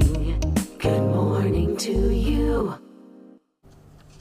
20 now to go to the hour of 8 o'clock this morning. The Kiwanis Club of Barbados are smiling brightly because they're just ahead of a big activity happening in Barbados. Joining us to talk a little bit about that is from Barbados, the Lieutenant Governor designate, Joycelyn Watts Phillips. She's from the Kiwanis Club of Barbados Central. And with her is Lieutenant Governor Hollis Francis, Division 27 Caribbean of the Eastern Canada and Caribbean District. Good morning, both of you. Good morning to you as well, Good morning. Thank you. I'm well, thank you. Joycelyn, listen, we have a big thing happening here among the Kiwanis Clubs of Barbados. Tell us what it is. Well, this weekend we are having our division. It starts on Friday the 23rd, where we're going to have a number of delegates arriving from Antigua, which is the home club of our current Lieutenant Governor, St. Vincent and the Grenadines, Grenada. We will be having a welcome party for them at 7:30 p.m. on Friday. All the activities will be held at the Barbados Beach Club in Maxwell Coast Road. On Saturday the 24th, this is when we get a chance to talk business, meet with our delegates. We have our registration, and all the clubs will get an opportunity to be highlighted, all the work that has been done over the last few months, because actually we're coming to the end of the Kiwanis year. Our Lieutenant Governor to visit a number of projects to highlight what we're doing. At 7 p.m. on Saturday, we'll be having our cocktail reception, and this will be a chance for us as Kiwanians to get together, have some fun, because we have not been able to do so during the pandemic. So I'm sure we will be very happy to see persons we have not seen for a long time and really get a chance to take in the excitement that awaits us. On Sunday, most of the delegates will be departing for their homes. How many people are you anticipating will be here for this upcoming district convention? Well, we are expecting approximately 15 overseas delegates, but then we will also have the clubs from Barbados. We currently have 18 clubs in Barbados, I'm sorry. So we're expecting our members to come out and really show their colors. Now, you know, we are very wonderful hosts, so I know that they will have a wonderful time when they're here. And so, Lieutenant Governor Hollis Francis, you know, welcome. Are you already on island? Thank you. Not as yet, Pearson. Tomorrow, around midday, I should arrive in Barbados. And I know you're looking forward. Exactly. I know you're excited to come to paradise. Yes, from one paradise to another. Indeed so. Let's talk about the work of the Kiwanis Club of the Eastern Caribbean, for which you have responsibility, and what it is that you do as a Lieutenant Governor to ensure that the worthy projects that the Kiwanis Clubs engage with are really carried out effectively. Yes, as Lieutenant Governor Designate Joycelyn would have mentioned, our division is Division 27 Caribbean, and we are a part of the Eastern Canada and the Caribbean District. And so as the Lieutenant Governor, my responsibility is to really act as an overseer on behalf of the governor of our district, who is based in Canada.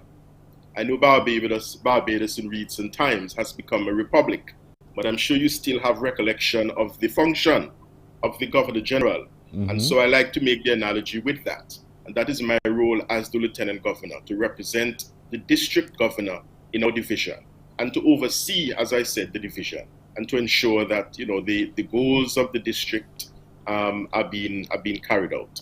As you know, the Kiwanis community is very present in the island of Barbados. I believe there are at least 10 Kiwanis clubs in Barbados. And you would have been privy, of course, to a number of the projects that they have undertaken. And so the Divisional Council meeting, as LGD Justin would have mentioned, is an opportunity for the division to come together. And our division comprises clubs in Barbados. We have 10 in Barbados. There are 5 clubs in Antigua. There are 2 clubs in St. Vincent and the Grenadines. And there's 1 club in Grenada. And so the DCM, as we call it, Divisional Council meeting weekend, affords the clubs and the members of those clubs the opportunity to come together and share their projects, share their ideas, and to fellowship and to have fun. That is what we do in Kiwanis. We not only serve and volunteer, but we are expected to have fun in doing so. And so we intend to have a whole lot of fun in Barbados over this coming weekend. I'm sure you will indeed. But what I love about the clubs is that, you know, you're not just coming together simply to say, hey, look, I'm wearing the badge just like yours, I'm just a part of it. But you're actually engaged in community projects. And as the Lieutenant Governor making that round across the region, the areas for which you have some responsibility, how have those projects been going, and what are some of the challenges or successes you'd like to share ahead of the district convention, if you don't mind? Yes, the projects have been going well. As LG Jocelyn would have mentioned, LGD Jocelyn, because of the pandemic, a number of clubs, understandably, would have encountered challenges, especially as it relates to engaging in physical projects, fundraisers, for example, and even our community projects.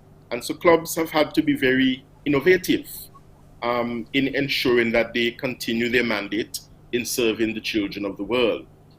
The theme for our division this year is emerging stronger, impactful, innovative, and celebratory.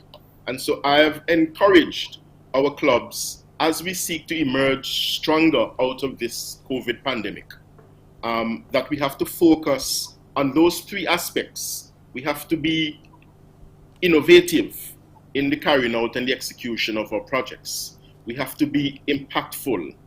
And of course, I encourage all of us, our clubs and our members, you know, to be celebratory, because we have a lot to give thanks for. And we have to celebrate not just our successes, but we are encouraged to celebrate our members throughout the division. And so I've been very encouraged by the work of the Kiwanians throughout the division, even as we come out of this pandemic. Indeed so. And so, Joycelyn, you are the Lieutenant Governor designate. That means the baton, I suppose, passes to you. And so now the responsibility, as just outlined by Brother Francis, is that you need to be developing programs and plans that are innovative, impactful, and celebratory. So can you share with us briefly a little bit of what we can expect coming out of the work of the Kiwanis Clubs of Barbados? Well, I will assume the role from the 1st of October, and I plan to hit the ground running because there's lots of work to be done. This, the new Kiwanis year, I plan to be focusing on literacy, child safety, climate change, and disabilities. That's a lot for a year, but I'm hoping that we can touch on those, especially the literacy, because recently I attended a reading, and an 8-year-old child said to me after the reading, I do not have a book. She does not have a book at home. I said, do you have a tablet that at least you can read from? She said, no. And that encouraged me that one of the things I will focus on is books. In October, the last Saturday in October, Kiwanis International encouraged us as Kiwanians all over the world to come together for a day of service. We call it Kiwanis One Day, and I'm hopeful on that day, with the input from all the presidents and clubs in Barbados and in the region, to have a project that focus on reading, focus on giving books, and try to really tackle and look and do not take for granted that every person has a gift of a book. Wow, so some big plans a year ahead, and so I know that you'll execute it well because you have the support of all of the clubs in the region as well. Lieutenant Governor Hollis Francis, Division 27, you were about to say something, I'm sorry? I was saying definitely, LGD Jocelyn, she knows she has the full support of not just the members, current members of the division, but a whole class of lieutenant governors, past lieutenant governors, to include myself as of the 1st of October. Indeed. So Joycelyn, there you go. He's coming to stand by your side. He's Lieutenant Thank Governor you so Hollis much. Francis, the outgoing Division 27 Caribbean of the Eastern Canada and the Caribbean District. I can't wait to have you in Barbados, sir. Sorry, in Paradise. Got to get it right. Yes, Lieutenant Governor Designate Joycelyn Watts Phillips of the Barbados Clubs. Thank you so much and all the best with your activities in the upcoming district convention from the 23rd to the 25th and then beyond in all the work that you continue to do impacting lives in our community. All the best going forward. Thank you. We take this opportunity as well to thank you very much for coming and for having us as we try to spread the word of Kiwanis, because we need more hands on board to help us in our efforts. Maybe so another much. time we can have a discussion on how we can go about membership. So we'll have a discussion another time. But thank you so very much indeed. All right? You're welcome. You're welcome. We're going to take a break here on Morning Barbados. When we come back, we're talking Q in the community tomorrow. Stay with us. Morning, morning, morning. Good morning. Good morning to you.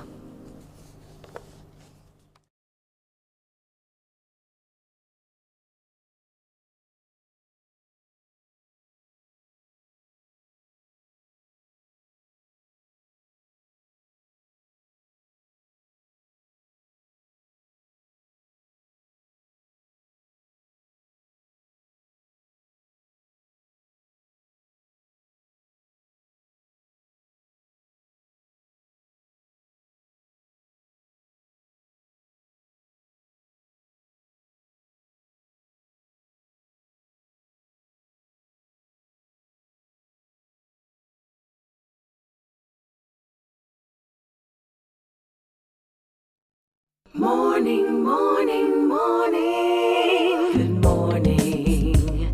Good morning to you. 8 minutes now to go to 8 o'clock. Your number one Thursday activity is back. Barbados indeed. Q in the community tomorrow is Thursday. So it's back again tomorrow. And so joining us to talk about the exciting new season and what we can expect tomorrow is our own marketing specialist, sales and marketing, Alicia Hinkson. Good morning to you, Alicia. Good morning, person. Happy Q Eve. I recognize where you are. I don't recognize by your background exactly where you are, but that's all right. Happy Q Eve to you as well. So listen, the BTMI have been so gracious not to have an event next week on a Thursday because they know Thursdays are Q in the community. And we're back tomorrow. So talk to me about Q in the community, what we can expect tomorrow and what we can expect going forward.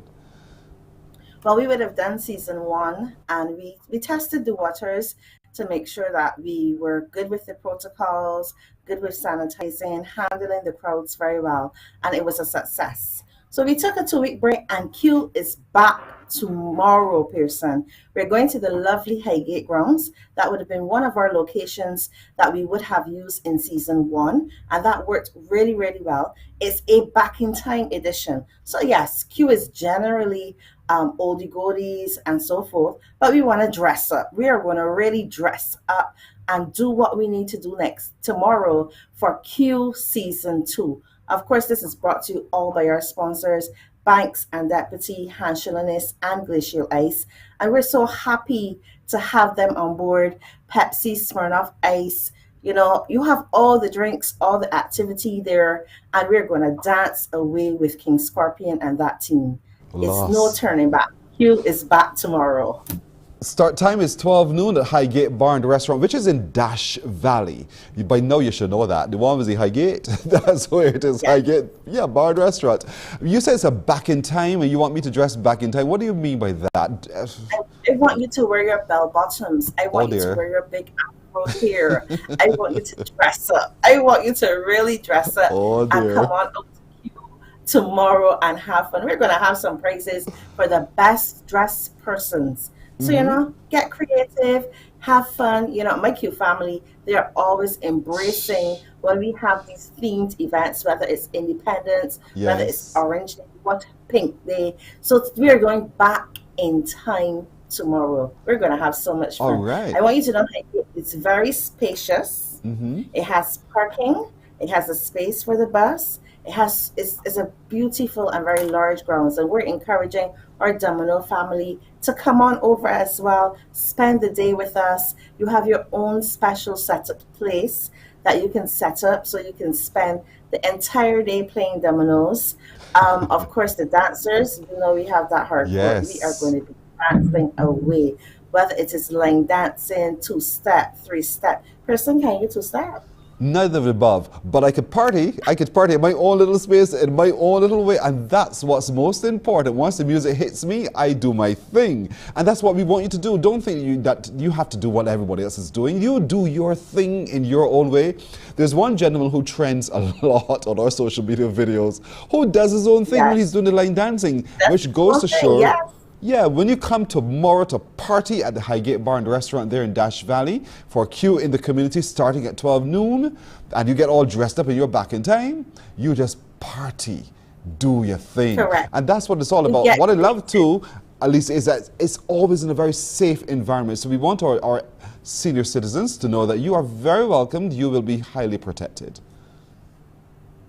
Yes, definitely. There's always security on hand at any queue in the community. And of course, you know that we are family, so we look out for each other at queue as well. So it's one big family setting. So I assure you that is one of the safest events that you can attend and have a really great time from 12 noon until 12 midnight.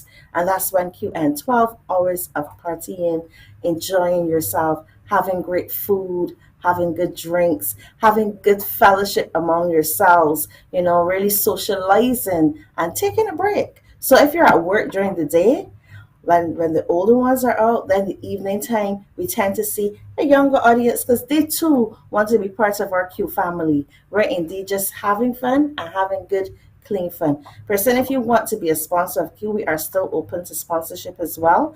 And this Q goes around the community. So your brands will get the exposure that they need as we move around the community. You can call us at 467-5559.